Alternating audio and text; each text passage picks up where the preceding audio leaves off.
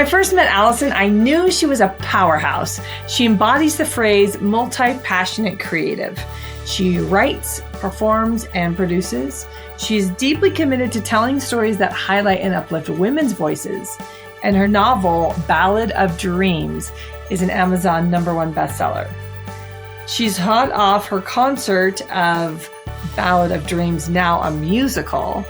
And when she's not working on theater projects, she is founder and president of AH Coaching Group, which specializes in leadership development and coaching for women executives. I know you will feel of Allyson's infectious energy. Enjoy. Allyson, welcome. Welcome to the podcast. We are so glad you're here. How are you? Thank you. I'm fabulous. I'm so excited to talk to you this morning. Oh, thank you. Thank you. So you have just come off of this amazing undertaking, like a concert. Wow. But we have to back up and tell our listeners that may not be familiar with Ballad of Dreams. Like it was a pandemic project, which was your history that you turned into a book and then a musical. And you were both like the producer and the playwright and the star. Can we break that down? Yeah. And as one of our friends said recently to me, basically I'm insane. So for taking on all of those different hats. And yet it's funny, I was watching this amazing video this morning of Jason Alexander on Instagram, and he was talking about how gone are the days of actors just being actors, and that so many actors could just be sitting home waiting for someone to pick them and to cast them and to give them work. And that the best way for actors to be fulfilled and to work is really to create their own work, to, put a company together, to find a writer, to produce it, to put it on stage, to cast themselves. And then you attract other people and other creative collaborators that can either take that project to the next level or get you different types of work, that you didn't create. And so a friend sent that to me this morning, and I said, how perfect. Yes, that is exactly the process that I went to and the realization that I went to. I am a trained actor. I went to school at Syracuse University for musical theater, and took a major hiatus after pounding the pavement for about 10 plus years. And I put all that on hold to be a mom. And after being a mom, my oldest are 14 and 11, I really started to miss desperately the theater, especially when I turned 40 and had this kind of quasi-creative midlife crisis and was like, what am I doing with my life? I'm working in corporate America, and that was never the plan. And I really, really missed being in theater, being around theater people, being creative and performing. And that realization really led me to, this creative explosion is basically what I would call it at 40. And I just started writing. I watched this Lin-Manuel Miranda documentary where he was talking about his process and his writing process and not seeing people like him in musical theater on stage. And that kind of, the light bulb went off for me. I said, okay, well, if Lin could just write a full musical and create an amazing role for himself, why can't I do that? And maybe I have insane hubris that I thought I could compare myself to Lin-Manuel Miranda, but I was like, well, screw it, let's just try it, And that's really how it started. And then my grandmother had just passed away, my maternal grandmother, who was 96, lived a huge life, and was a mother of 13. So my mother is number 6 from the top. And so all these ideas are swirling in my head of losing my grandmother, turning 40, watching Lin-Manuel Miranda's writing journey. And I said, okay, well, if I'm going to create a character that's like my coming out, my coming back to New York and to the theater, then I'm going to write about Grandma, because she was this intensely complicated, interesting, huge personality that lived a big life, who was also musical. I mean, she was like the heart of our family, the matriarch. She played the piano. She loved music. Everyone in my family was musical in some way, shape, or form because of her. And so that's really how the whole project started. Was I missed theater. I missed being on stage, and I wanted to find a way back. And so I came home from watching that documentary. I was on a plane, and I just started writing, and I just started interviewing aunts and uncles and my mom and asking them about my grandmother's life, and really molding her life with my life, and those big questions of, who are we? Are we more than just mothers? You know, can we have it all? Do I have to sacrifice everything for my dreams? Can I be a mom and have a career? All of those big life questions is kind of what made all of this come out of me. And I just couldn't stop. And I haven't stopped for 4 years going on 5. Wow. Did you think, Allyson, when you were interviewing, when you had that thought, like, I want to reconnect, did you think, I'm a producer, I'm going to produce this? Like, did you, I know, right? Like, no, you didn't even have like the term or the language. Yeah. I didn't even know what a producer was. I mean, I'm still figuring it out, right? I mean, I am a producer. I have produced an album and a concert, and I have hired actors, and I've hired a musical director and a director and all the staff that I, hadn't had before, because you can't do it by yourself. You can't. Yeah. And I'm thankful for, the collaborators that have come along the way to make it so much better, and it will continue to get better with collaborators. As an emerging producer, you started to name some of the jobs, the roles that you filled. What are the surprises? I just heard you say that you're grateful for the collaborators that came together. With some hindsight, what are we, like a week or two after the concert? Like, it's still fresh, Yes. which is really why I wanted to talk to you. Right? It was still fresh. Like, Yes. What are some of your takeaways? Like, you're looking down the road for the next steps. Like, for all the other emerging producers who are listening, like, you just did a big thing. Like, what were the surprises? And like, how do you pivot going to the next step? Because I think that's the hardest part. Right? Yeah, like, I did one thing. I climbed the mountain. Oh, wait, there's another mountain, right? So many more mountains. Yes, so many more mountains. I think the biggest realization for me, 2 days after the concert, not even the day of the concert, was that producing is not for the faint of heart. You and I have talked about that.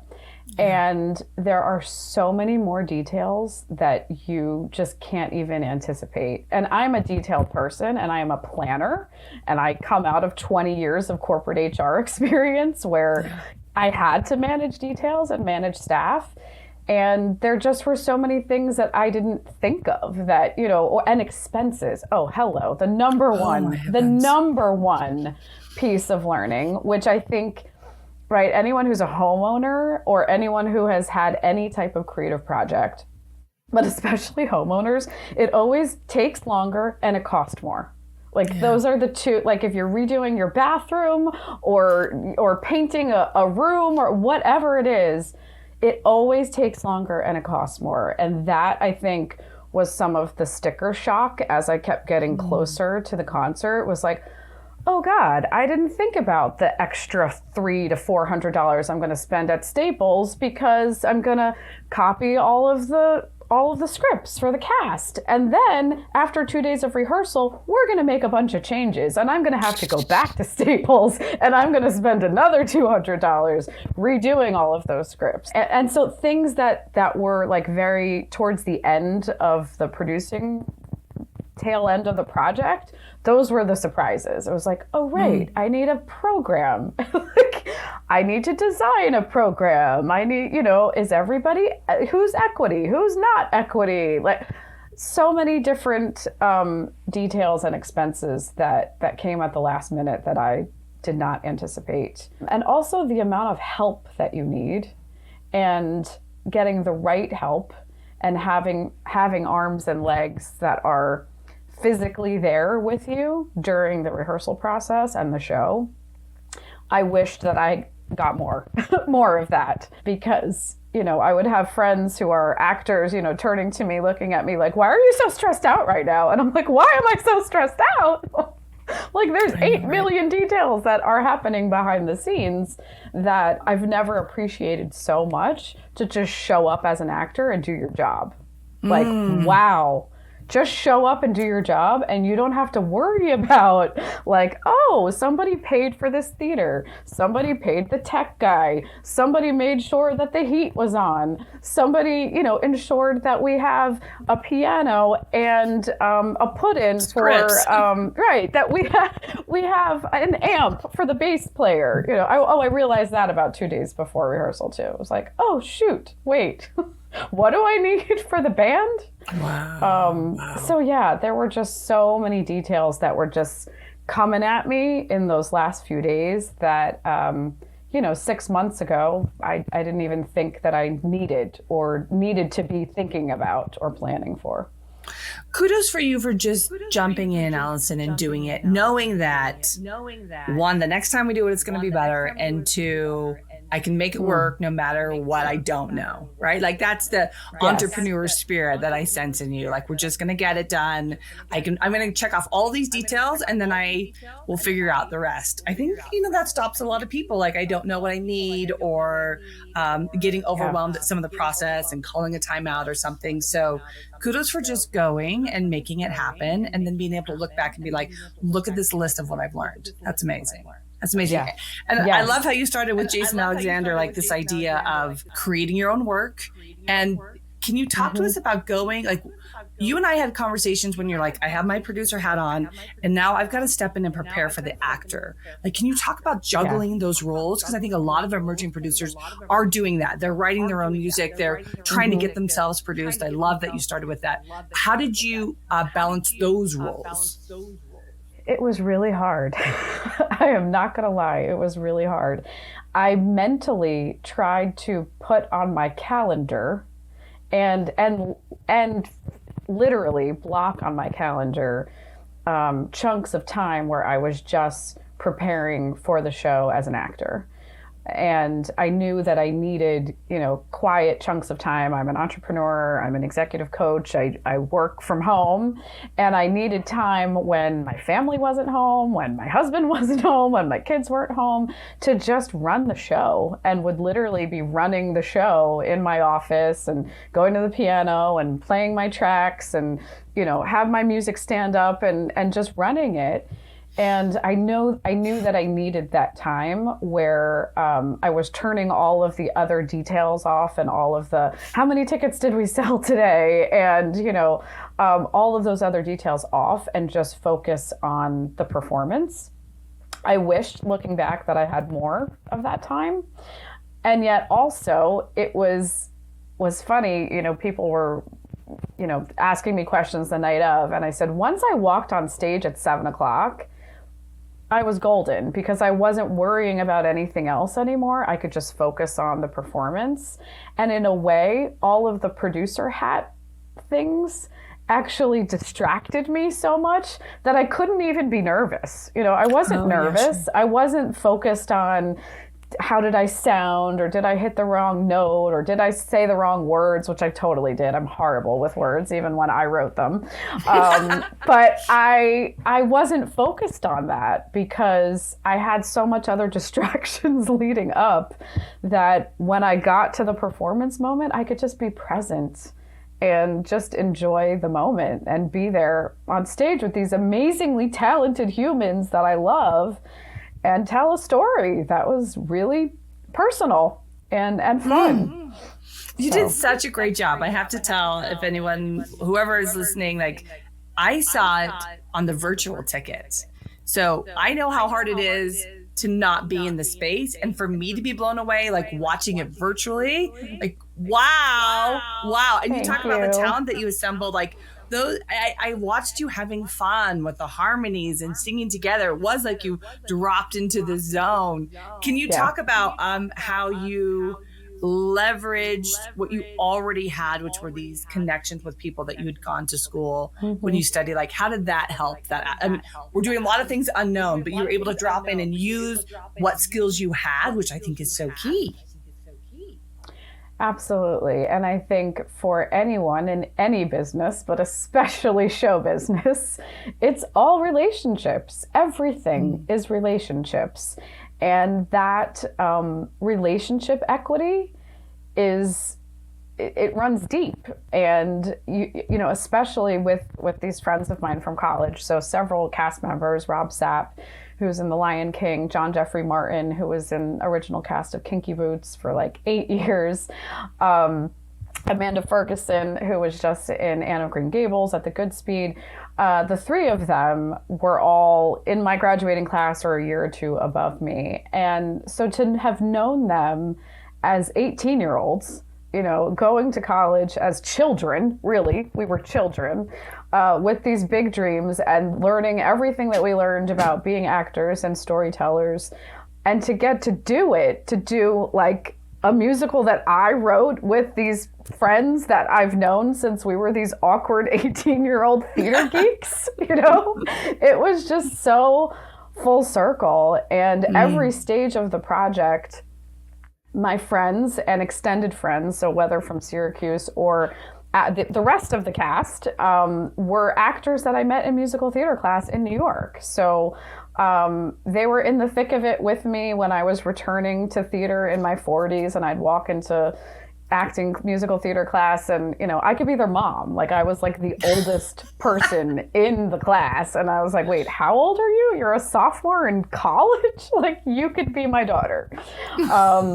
But so everyone that I have assembled are people that I've built long-term relationships with and that have just been so incredibly supportive of me, of the project, of wanting to be there and collaborate and make it better. You know, that's the fun part of theater, is when you get a bunch of really smart, talented people in a room and everyone's collective ideas and suggestions just make the art so much better. And they're insanely talented, right? So getting to watch them, you know, we were in the recording studio over the summer.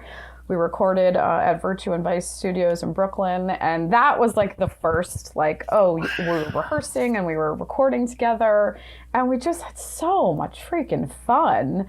And seeing, you know, seeing what was happening, like the magic that was happening in the recording studio, I said, this is awesome, but nobody's seeing this except us. You know, like no one is experiencing this magic, and people need to see it live, because this what's happening right now needs to be experienced live.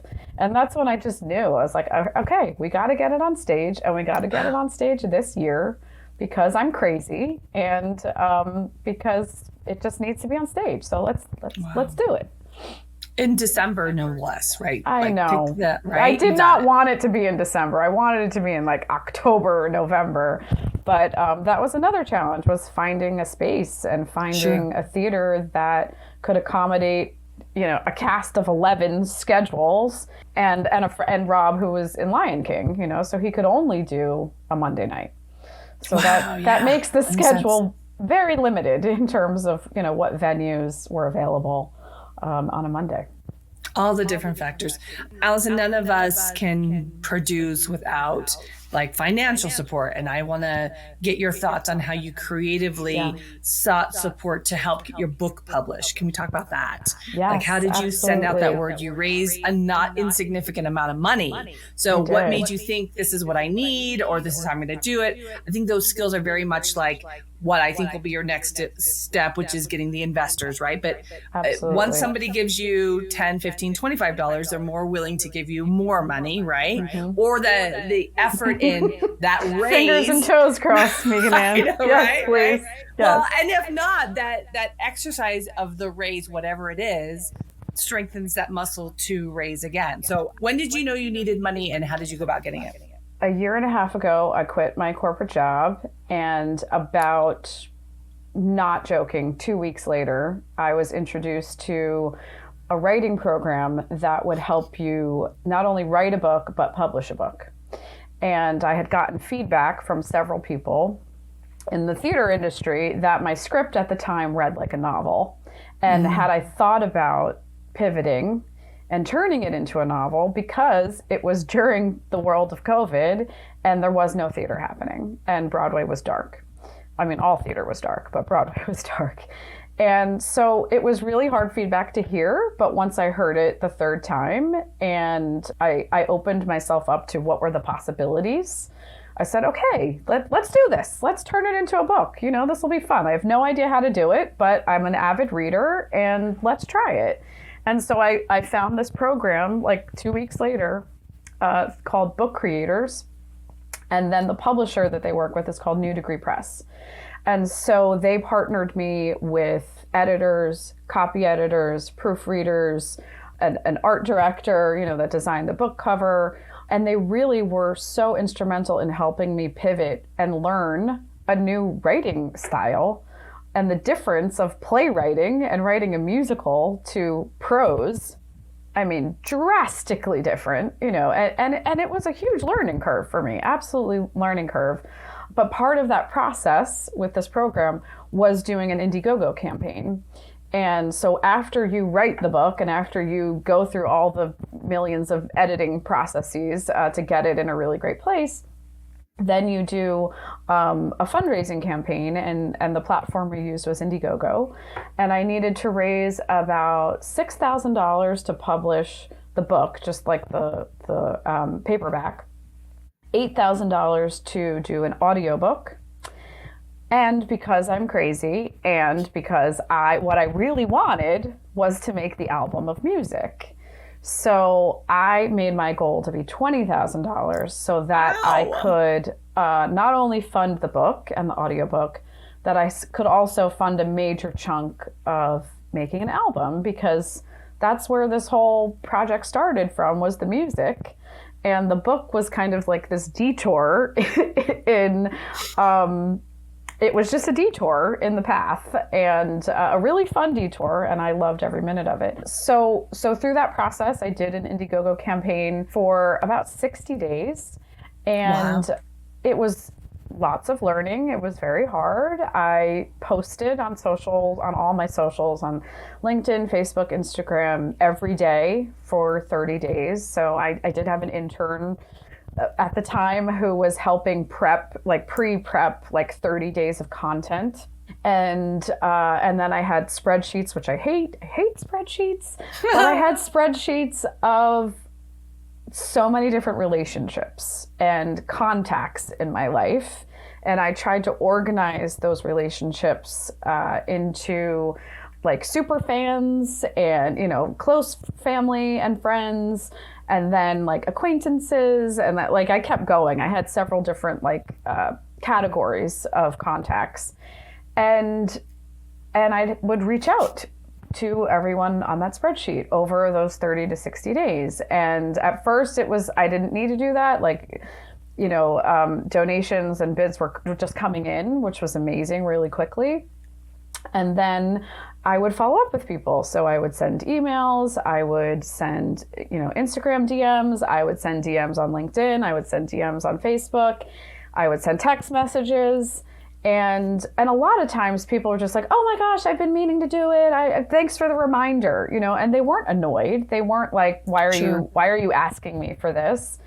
And what I found was that people were just so excited for me and so inspired to see what I was doing. Not many people in your life, that are writing a book or raising money like that, and also writing a musical, and also, want to record an album. So people were just really excited for me.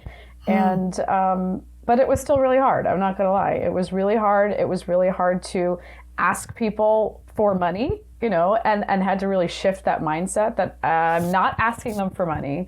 I'm providing them with my book, and there were different packages, that you can create on Indiegogo. So some were you get a book club night with me and 10 books, or you get, a 30-minute coaching session with me in a book. I made these cute, actually I have it right here. I made these cute journals that say, what make your heart sing? And, that was a gifty that would go with the book.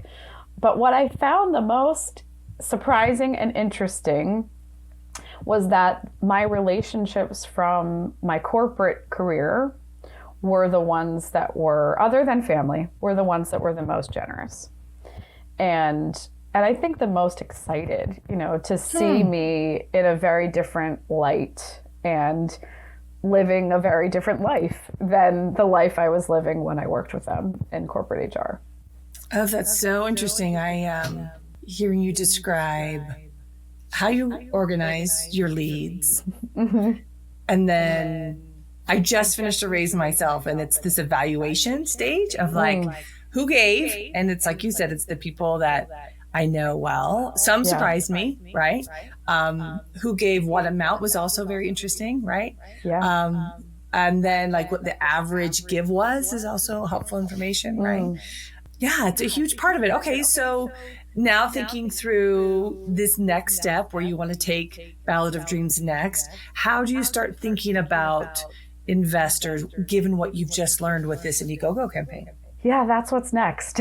That is what's next. And I have to wrap my head around that. And I know that I need some more education myself.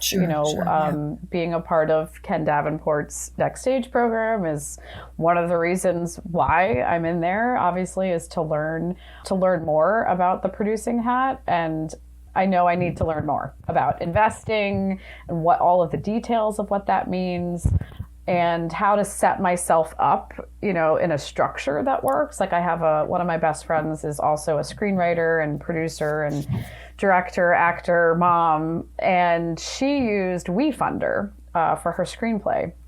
And so I want to look into that because she had a great success with that, where you can still have the accredited, so like an accredited investor, yeah.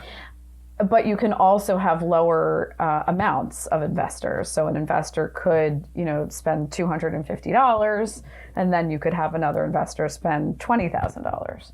So I want to look into that because she had great success in raising money for her film.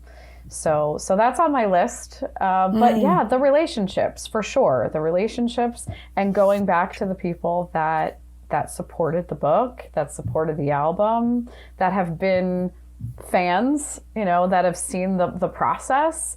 And I know that, the people that have been on the journey with me, they want to see it on stage again. They want to see the full musical. The concert was just a snack, it was like, here's a snack size version. This is not the full show.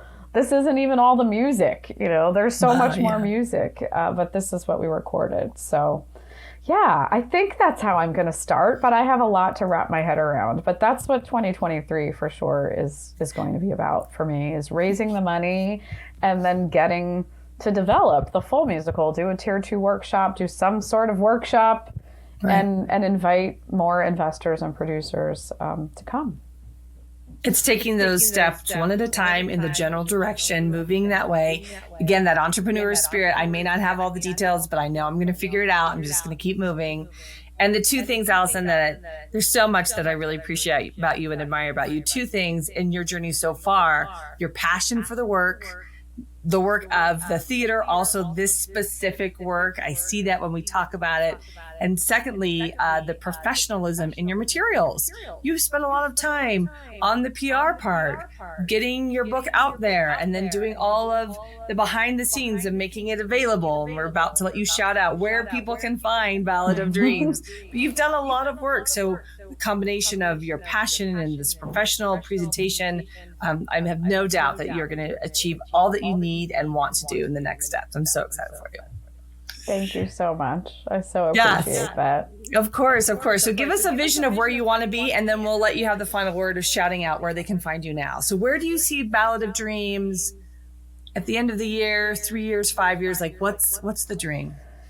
Yeah, the next dream after developing it, really developing it, and I know I have a lot of rewriting and editing to do, which I'm actually really excited to do, and get back to putting all the puzzle pieces together of the musical and adapting the musical from the book, which was adapted from a musical. It's very full circle, right? It was started here and now it's this and now it's this. So other than writing, rewriting, editing, developing it, developing the full script and getting time to be in a rehearsal room and work on all the music and all of the story, it's to get it on stage and have a fully produced musical. And what I'm targeting ideally for 2024, 2025 would be a regional theater in New Jersey.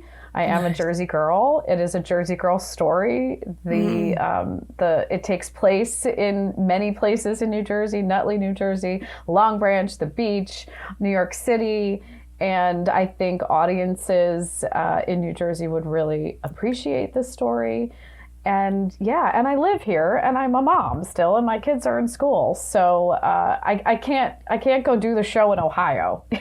Sure. I need to be close to home. So New Jersey or New York City, obviously, the ultimate goal, of course, is to get Ballad of Dreams to New York, but that might not be where it's meant to end up, and so I'm okay with that. I just want to see it on stage and really get to share it with audiences in a highly professional production, in the way that it's intended to be experienced. Wow. And tell us, Allyson, you get the last word. Where can people find you? Where in the many places can they find Ballad of Dreams? Yes, absolutely. So balladofdreams.com is our website. You can also find me at AllysonHernandez.net.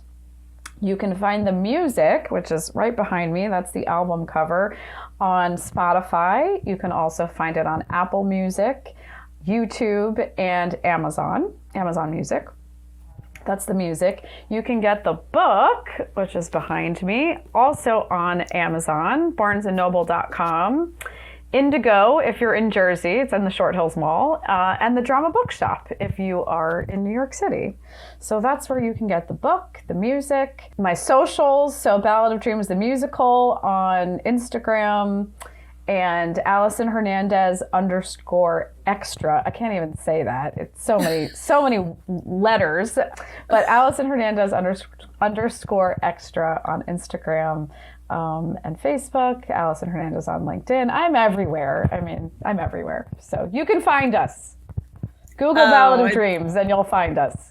Good for you. Way to be everywhere. Thank you for taking some time to talk us through your journey. I know it will be inspiring for other emerging producers and first-time investors that are passionate about a story and want to help, want to know what those steps are. You are doing it. And it's a huge inspiration. Thank you so much. Thank you. You are doing it too. So I am inspired by you as you are working on multiple shows, not just one show, multiple shows, which is amazing to watch from over here as well. I appreciate that. Thank you so much.